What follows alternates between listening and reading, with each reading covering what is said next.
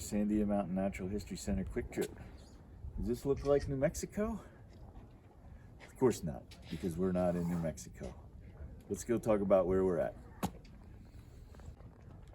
So a lot of people always think that New Mexico has these type of cactus, but they don't. This is the Saguaro Cactus, which is the signature plant of the Sonoran Desert.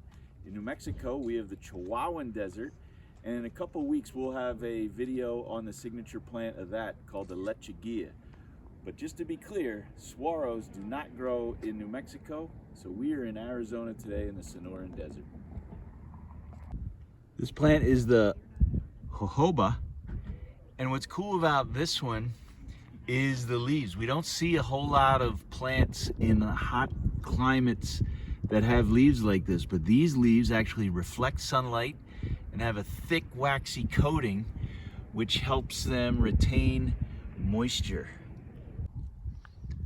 Here's our good old friend, the prickly pear cactus. Reminds us of home, but I think the interesting thing to note here is how amazing this plant is.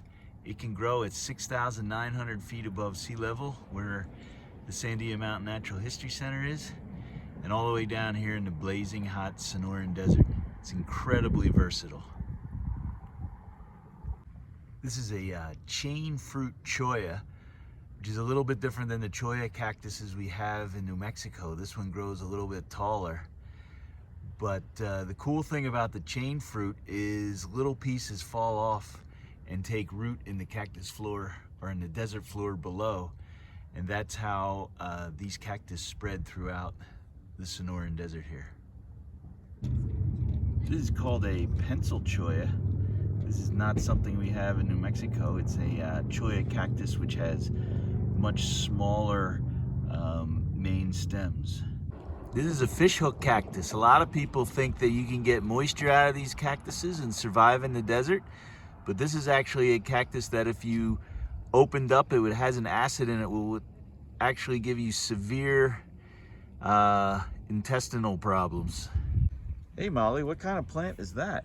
This is the Ocuzio. It's not actually a cactus, it's a plant. And you can see it doesn't have enough moisture right now because it has no leaves, but if it gains enough moisture, it can get all its leaves back in one day. Fascinating. I know. This is a Saguaro Cactus skeleton. In New Mexico, we have a lot of cholla cactus skeletons. Important thing here to remember is that the cactus is about 85% water. So when they fall down and dry up like this, that's all that's left. Molly, how come this Ocuzio has leaves when the one right up the trail didn't? Because it's shaded by this Palo Verde, so it's keeping the moisture in a little better. Oh, very interesting.